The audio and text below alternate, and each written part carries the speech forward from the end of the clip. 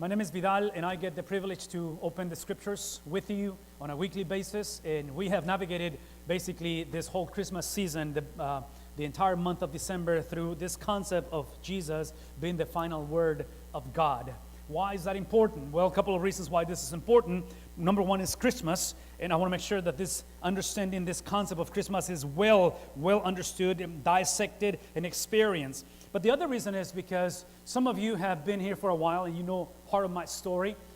Every chance that I have to share my journey through life, and specifically with Christ, I speak about this, and today is no exception. So some of you have seen this picture before, and I'm going to give it to you one more time, because this is July 1984. The day is the 29th of July in 1984. Yes, I know. Many of you were not even born. Stop it. Drop it. I don't want to hear it. But I was 12 years of age in 1984. And the Lord allowed me to enter into a new relationship with Christ for the first time in my life. What makes it so interesting for me on this journey of being a follower of Jesus, this is 1984, is that I was able to be introduced through the man that is baptizing me, and this is my father-in-law. So I'm 12 years of age, somewhere around middle school, and within the next 6 years or so, I'm able to start exploring and developing a hunger given by the Lord to serve vocationally. The year is 1990. So about 6 years later, I'm finishing high school. And the Lord opens the door for me to come into the United States. When I come to the United States in 1990, at the age of 17, I had already, within the last 2 or 3 years, so from 88, 89, 90, I had already been a part of church planting experiences. I went to seminary in Mexico City. By that time, I've been in multiple places serving the Lord. So when I say me coming to the United States and then starting my college and then eventually seminary, both those institutions, they did not unleash or create my desire to be a preacher or a pastor. They simply trained me to be, hopefully, a better pastor or a better preacher. Well, this is 1990. My in-laws, including my wife, back in those days, earlier, around 86, 87, they depart from our hometown into the city of Brownsville. So when I arrived to the States, they've been in the States for about 3 years already. I journeyed into college and in multiple venues. The year is 1997.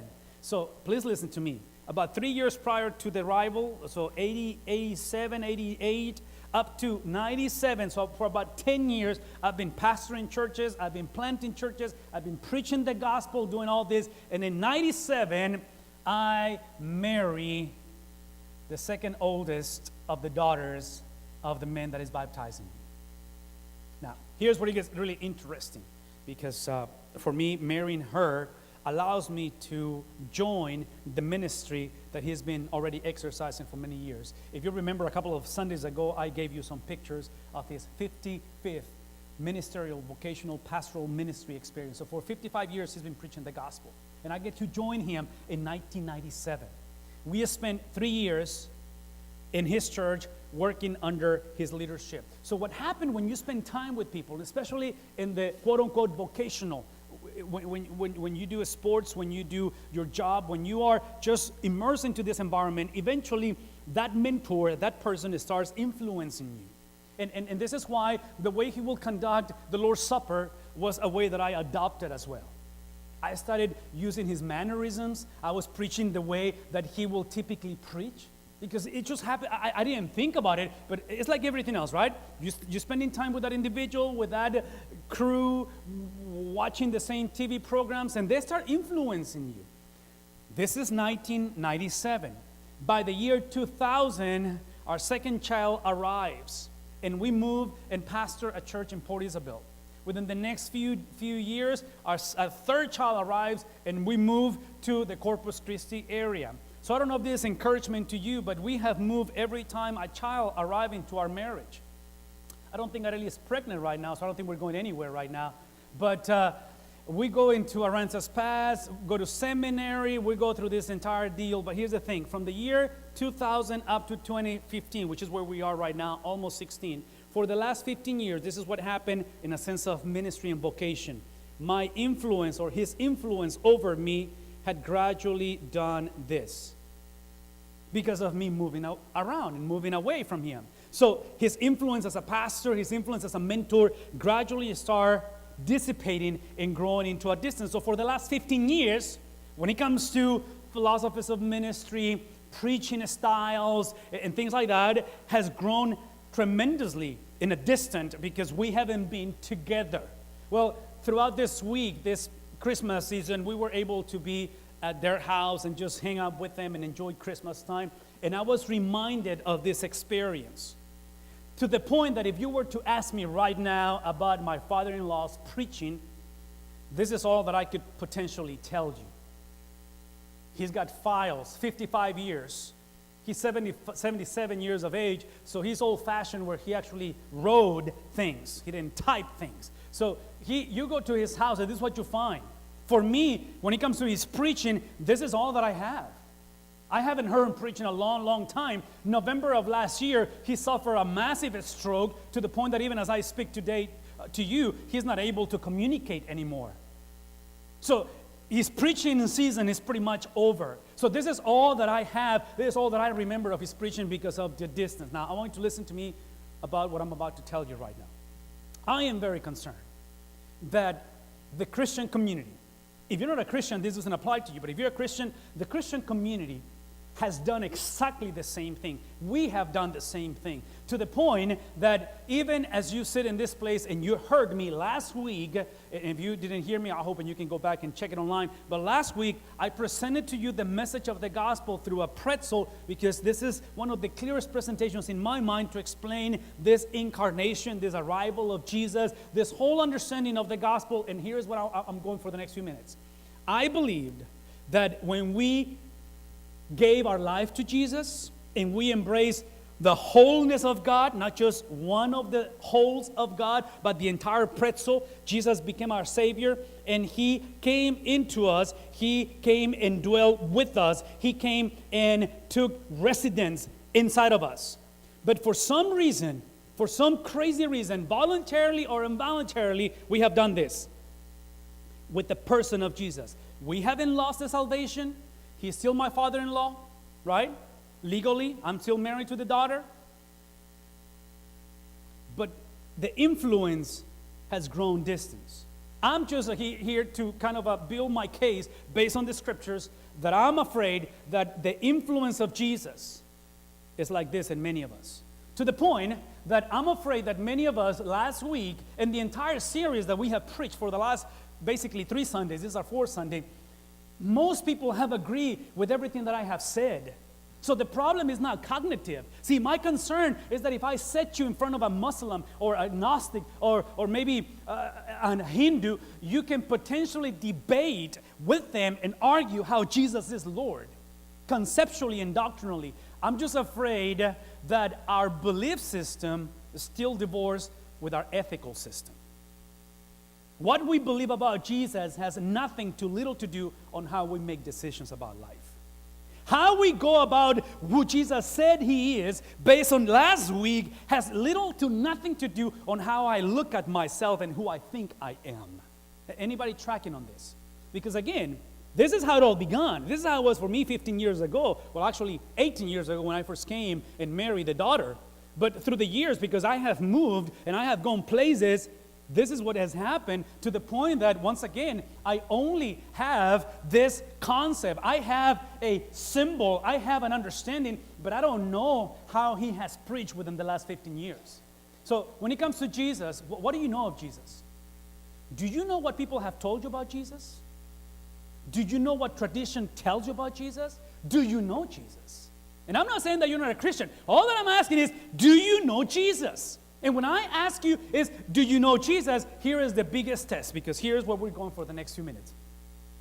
Paul writes this letter to the Philippians. Go to Philippians chapter 2. And he writes this letter because, as you heard me say, for 31 weeks, I spent 31 weeks dissecting the book of Romans for us this year, part of this year, a major part of this year. I told you from day one that the reason why Paul wrote Romans is because the church back in those days, they agreed to what Jesus said. They just did not agree on what Jesus meant. Everybody tracking? They agree. So they were Christians. But when it came to the actual influence, to the actual reflection, expression of what a Christian is supposed to be, there was disagreements. So these churches in this Asia Minor area of the Philippi area, there were no exception. So let me give you some background on what we're talking about. These churches in this area, Paul writes it because you got to remember, most of these churches were made of Gentiles, non-Jewish people with very diverse, different background from the Jewish community, and they came to know Christ. They were believers in Jesus. But there was also a bunch of Jewish people with just a legacy of historicity that they also came to know Christ. So both groups, they agree that Jesus was the only way to the Father. They disagree what that meant. So what you find in these churches now, you're going to find division to the point that doctrinally, understanding some of these Gentiles, non-Jewish, they were going back to immorality. They were going back to the mixture of philosophies. So I've been telling you about the Da Vinci Code movie. These doctrines, these crazy doctrines, that's what is happening in the church. On the other hand, you have the Jewish community who they're also going back to their old traditions, and they're basically coming to this conclusion. This is how prideful they were. They will come and openly say it. For you Gentiles to really become a Christian, you have to become first a Jew, and then you become a Christian. And Paul, through Romans, basically taught us and says, no, that's not true. For you to become a Christian, all you have to do is to believe, and by faith alone, in Jesus alone, you are saved. So that's the whole dynamics that is going on here. At the end of the day, what you have, please listen to me, what you have in a generation that used to walk with Christ and embrace Jesus holistically, not just conceptually, not just doctrinally, but lifestyle, and then this happens, by default, you're going to find division. You're going to find entitlement. You're going to have arguments. You're going to feel the victim. You're going to feel that if you are in this church for this long, you should fill in the blank. If I'm a member, if I'm a deacon, you see what I'm saying? It's all this craziness that we typically call the local church. So what do we do about this? Well, we have to go into the scriptures to find out what we need to do. So pull out your Bibles, or pull out your apps, whatever you want to do, because the next verses are not in the screen on purpose. Open your Bibles or follow me. Follow what I'm reading. I'm reading verses 1 through 5 of the same second chapter of Philippians. Verse 6 will be on the screen, but 1 through 5 will not. So listen to this. This is Paul writing to a church that is divided, or churches. Here we go. Listen. If you have any encouragement, listen to the language. It seems that they were discouraged already by default. It's not that he's saying, I hope and you will never be discouraged. He's saying, if you have any encouragement left from being united with Christ. In other words, if you still think or feel that this Christian thing is working for you, listen to what he says. If any comfort from his love, what does that mean? That they haven't felt comforted. Why? Because they've been persecuted. The church has been persecuted, and they don't find any comfort in the midst of the persecution. If any fellowship with the Spirit, what does that mean? That they have contrite the Spirit. They have operated through the mindset of the world. Once again, Jesus became a divorce. We embrace Jesus conceptually, has nothing to do with my decision making. Look, listen to verse 1. If any tenderness and compassion, what does that mean? What's the opposite of tenderness and compassion? Basically, being hard. You've been judgmental to one another. Listen to verse 2. Then, if any of those things are still viable, available to you, then make my, somebody read that out loud, joy. Now, listen to me for a second. If you know anything about these letters that Paul wrote, he's writing from incarceration. And my question is, how do you find joy in the middle of suffering? Well, one way, and I'm going to show you that, is listen to what he's saying. He is looking for the well-being of these churches, not for his well-being. See, if Paul was us, I'm afraid that the letter will go like this. If you can pick up an offering and pay the bond and get me out of this misery, because I'm not having fun in prison. And then Paul will argue why this is unjust. Have you ever been in that place that you are arguing why this is not just? It's not right that you've been abused or whatever? See, Paul is not building his argument for his well-being. He's saying, complete my joy, not getting me out of prison, but this is how you complete my joy. Verse 2, by being like-minded, having the same, what is it? Love, which I'm going to explain to you in just a minute. Love is literally a verb, not just a feeling that you have, but how you behave. Being one in the spirit, which means that you were not, and one on purpose. Now, if you don't get verse 2, let me tell you what is not. Verse 3, here we go. Do nothing out of selfish ambition. Hello, anybody? Wow. Selfish ambition or vain conceit. But instead, he says, do it in humility. Now, before you ask me, what's humility? Let me Google it. No, you don't have to Google it. Listen. Considering others better than yourselves. Ooh, brother. We can just go home right now. Right? Think about it. Consider others better than yourself. No wonder he's in prison. Something's wrong with this man. Verse 4. Each of you, you all, not just you, but you all, should look not only to your own interest, but also to the interest of others. And if you don't get it, he's like, I'm coming to the end of my days, guys. Please listen. Verse 5. Your attitude, look at me for a second. See, the church has settled to simply believe, but the attitude is over here, detached from the belief. The conduct, the ethical decision. He's saying your attitude, meaning marry your behavior with your belief system. Listen to this, verse 5. Your attitude should be the same as the attitude of Jesus Christ. And the question resides this morning. What was the attitude of Jesus? Well, I'm glad you asked, because I'm going to show it to you. This Jesus, who've been in the very nature of God. What does that mean? The pretzel. That's what it means. Did not consider equality with God, being in the same essence with God, something to be used to his own, what's the word? Advantage. So think about it. If what's going to help us to live the purpose of the church or life of marriage, if you're going to go through 2016 understanding that the celebration of Christmas better help us to marry our philosophies, our worldview to our behavior, because eventually what you do reflects what you believe. And for many of us, we have put Jesus simply as a concept, not as a reality. See, you have to understand that God exemplifies this marriage once again, this coming together of what you believe and how you behave through the person of Jesus. Now, here, listen to me for a second, because you know the story. You know how the story ends. At the end, Jesus is going to have to die because that's the price to pay. So I think conceptually, many of us, most of us want this. We just don't know, or we ignore, or we disregard the price to pay. So what does that mean? Well, here we go. On your handouts. Number 1. When the Bible describes that Jesus detached, when Jesus left the pretzel but was still the pretzel, which is a mystery, he left the pretzel, was still the pretzel, okay? When he, the Son, became flesh, what it implies is that Jesus exposed something that nobody was asking about. Can you listen to me for a second? Listen to me. When Jesus showed up 2,000 years ago, the essence of Christmas is that God, when he created Adam, the purpose of Adam was to be a steward, a manager of everything that he was entrusted with. And you and I know the story. The serpent shows up and tells them, if you eat of the fruit, you're going to be like God. So instead of leveraging for others what he was entrusted, what did Adam do? He leveraged and took advantage of things for himself. So Jesus shows up, and Jesus is saying, this is the language of Paul in Romans, the first Adam took advantage of what God gave him.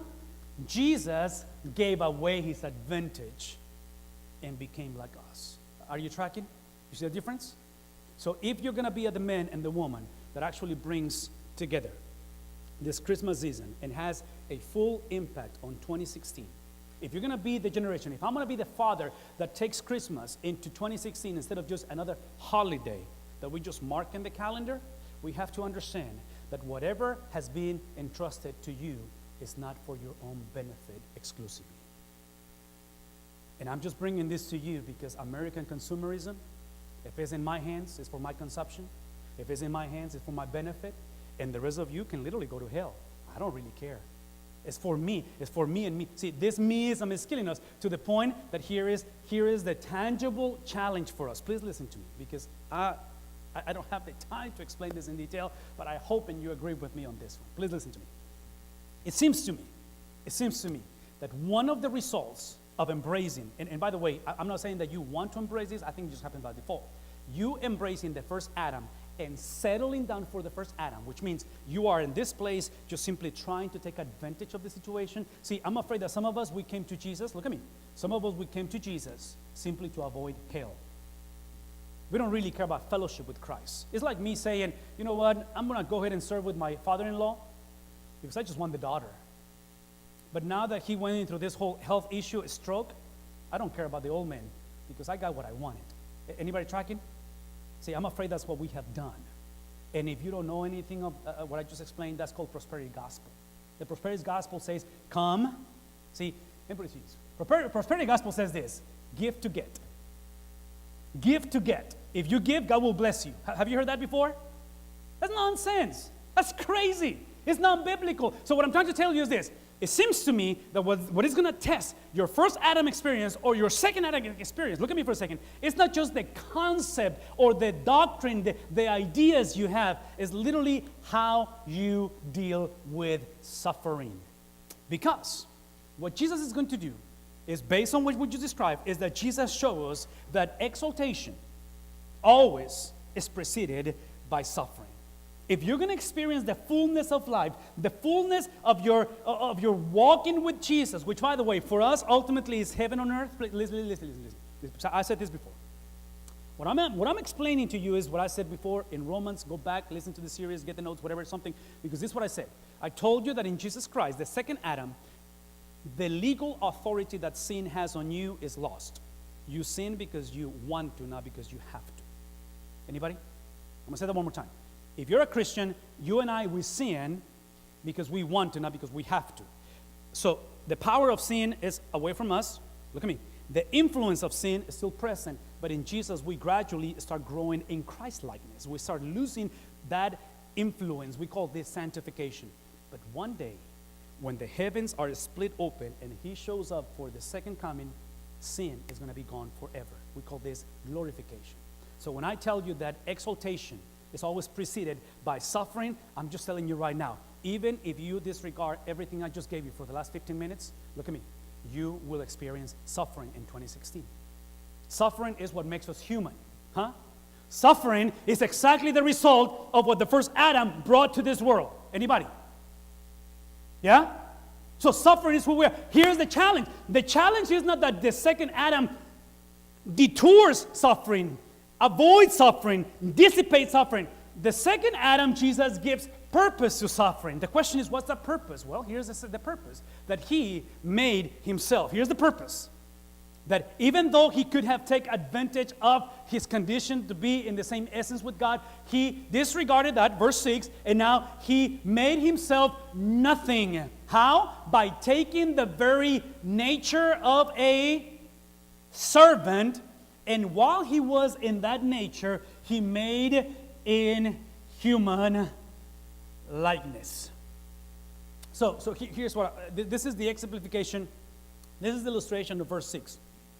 What Jesus did, and again, this is part of the mystery, it's a little challenging sometimes to explain, but all I'm going to say is this, please listen to me. What Jesus did, he simply, please look at me, he simply added. First time I'm going to do this. I'm going to carry the baby for the first time. I never did that in 4 weeks. But he simply added flesh to the divinity. Jesus did not add the divinity or the divine, the essence of God, to the human. He added the humanity to the divinity. What does that mean? Please listen to me. Jesus is the byproduct of addition, not subtraction. He didn't subtract being divine. So what does that mean? Well, that implies, just what we just read, that he was in the very nature of a servant, that he was made in human likeness. But here's the bottom line. This is important. The importance of this verse is that Jesus could not have sinned even if he wanted to sin. Why? Because he's God. Anybody? Are you guys following me on this? Now listen to me for a second. This is important. Because once again, I'm telling you this whole thing of taking advantage, and he disregard the advantage. Instead of lavishes for himself, he lavishes for others. Think of a marriage, just lavishes for others. It's just amazing, right? So here's how you put it on into your experience. This second Adam, when he took on the essence of a servant, and he became like a man, and he was fully man without the possibility of sinning, okay? Otherwise, it wouldn't work. He wouldn't be our Savior. What you find in here is that Jesus modeled that humility is the actual manifestation of true strength, true power. I don't know if you remember the story, but right before Jesus goes into betrayal, he's betrayed, right before he is unjustly and illegally trialed, right before he's crucified, if you read the Gospel of John, it tells you right there, right before that, before he goes into the upper room, which is the place where they're going to celebrate the Passover, and they're going to have that intimate, what you and I call the Lord's Supper, with the disciples. The Bible describes, listen to me, the Bible describes is that God, the Father, put everything under his feet. And the moment that God gives him all authority, the moment that God gives him the exaltation, this is the moment when Jesus takes a water container. Remember the story? A container with water and a towel. What does he do? He goes around the table understanding that it is in humility that you find strength. That the real ability of the Christian is not to leverage for himself, but leverage for others, for the good of others. Understanding that this is how you bring the merger of your belief system with your ethical behavior. Let me close with this verse, because here's where Jesus models leading under authority versus leading with authority. And I think this is huge for us, because many of us, we're so driven by entitlement or titles, but now we're describing literally this character issue of who this God actually was. So what does Paul tell us on verse 8? That once he was found in appearance as a man, without the possibility of sinning, but he was fully man, he humbled himself. And he humbled himself this way, by simply being obedient to the point of death. Now listen to me for a second, because I think this phrase is extremely important. What the Bible is not saying is that he humbled himself by becoming a doormat of the Roman government or the disciples. Can you guys agree with me on this one?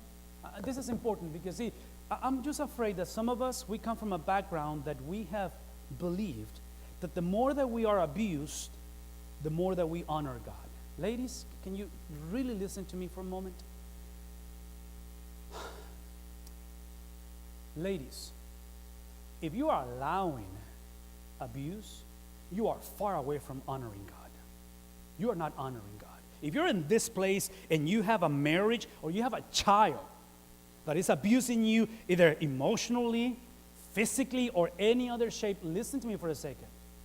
The Bible is not advocating this sense of martyrdom, that you just let people, because you're a Christian, you're supposed to be meek and humble. That is not what we are saying. See, when the Bible describes that Jesus was in the appearance as a man, watch this, and he humbled himself, listen how he humbled himself. He basically humbled himself, look at me, by simply fulfilling God's ultimate goal.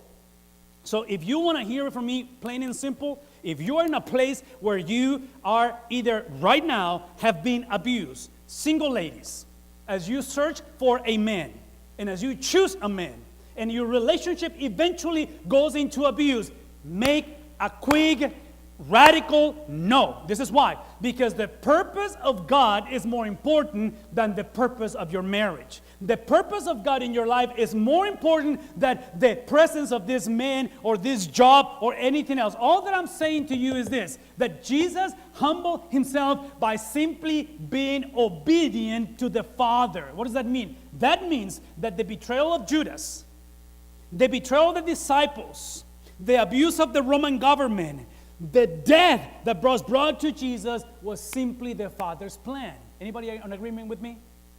They were just instruments. Was it painful? You better believe it. So all that I'm saying to you right now is that if I'm going to marry, once again, my belief system with my ethical behavior, it has to be with a passion. Not to become a people pleaser, but to become a God pleaser. And here's the beauty of the gospel. You don't have to wonder what that plan is. His name is Jesus. That's his name. So if you're in this place sitting and say, I don't know what to do with my marriage, with my finances, with whatever, well, I will pray with you, but I'm going to pray the same way that I will pray if you came to me saying, I don't know, I think I'm going to hell, I don't know if I'm going to heaven. What do you think I'm going to introduce to you? What do you think I'm going to talk to you if you were lost? I will introduce you Jesus. What do you think I'm going to introduce if you came to me and said, well, I have an anger problem, my marriage is about to fall apart, or, whatever. Who do you think is the answer? Is the character of Jesus. So his obedience to death. Now here is where it gets just fun and beautiful to talk, because this is the essence of the gospel. The question now comes. Listen to the latter part of the verse. What kind of death did Jesus experience?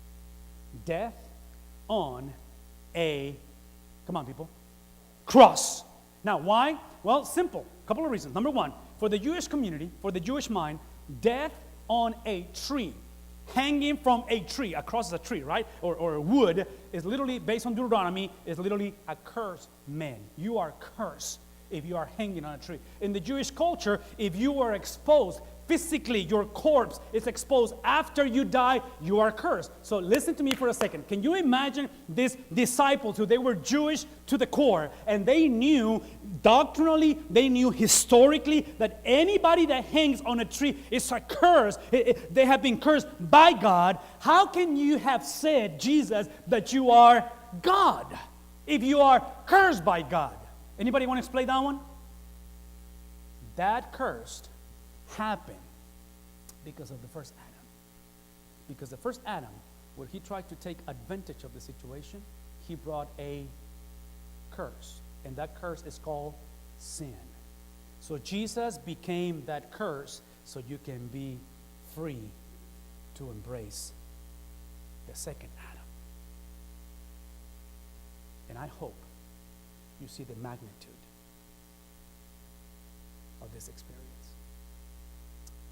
So today, the gospel basically says that the second Adam, Jesus, doesn't simply take us back into the original plan of the first Adam.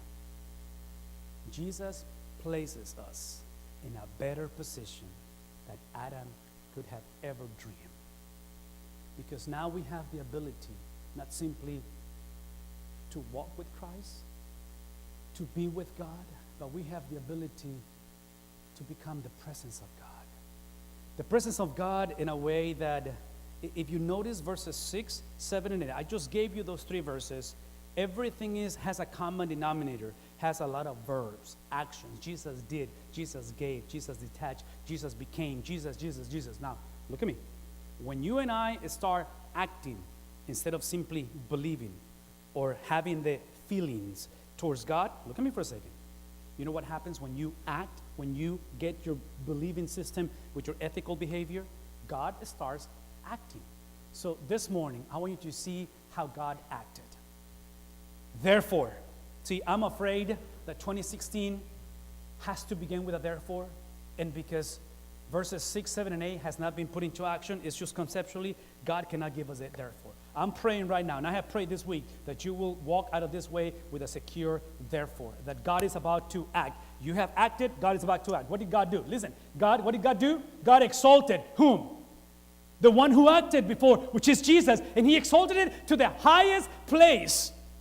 How? By giving him the name that is above every name. Anybody remembers how this works? See, in the Old Testament, the word was Yahweh, God. And the Jews were so concerned to violate this awesomeness of God that in their fear, they created another name, and they used the word Adonai.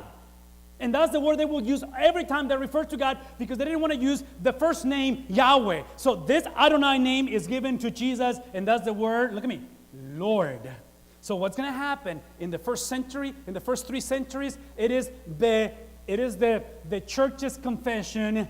Jesus is Adonai, is Lord. Now, can you please follow me on this? This is huge, guys. In the Roman culture, everybody confess Caesar is Lord. And for the first time in history, somebody dare and say, not Caesar, Jesus is Lord. What was the price? Anybody knows what the price was at the Roman Colosseum? Anybody have read history? What happens to those who confess that Jesus is Lord? See, death. So that name is above every name. See, ironically, my father-in-law, I'm sitting in the house on Christmas Day, and it's me, my mother-in-law, my father-in-law, and my wife. And my wife and mother-in-law decide to go somewhere. And my wife looks at me and says, would you stay with my dad? Now, again, he has disabilities, and I've never been by himself with him. He doesn't talk, and I'm like, I don't know about me staying by myself. Oh yeah, it's going to be fine. I'm like, okay, make it quick, make it fast. Whatever you're going to do. So he took a nap, and then he woke up. So I said, oh, he's awake. What do we do? Well, I called the wife, and I said, hey, you need to come back, like right now. Now, he doesn't talk. He doesn't. He can communicate. But you know what the beauty of this is? I don't have to listen to what he has to say.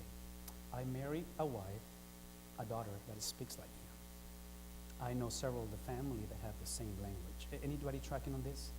See, because that name is being promoted. So I'm praying that 2016 is the name that you promote in this. Because at the end he says, it is at the name of this Adonai, this Lord, at the name that is above every name, that every single knee, what's going to happen? Will bow before him. Guys, can we get the lights? Every single knee is going to bow. See, every single knee. And then in case that you don't get it, because angels, principalities, spiritual, the visible and the invisible, they will bow. And they will bow under this earth. Whoever they are, they're going to bow before this God. I'm just telling you right now, you have an opportunity this morning by faith and faith alone to trust God and to bow before him. One day, that can be tonight, it can be tomorrow. That when he returns, you will still bow in judgment. Make a choice, make it quick. And this is why you want to make this choice this morning. Because every tongue will acknowledge, and every tongue will confess that Jesus Christ is Adonai, is Lord. Would you please stand with me?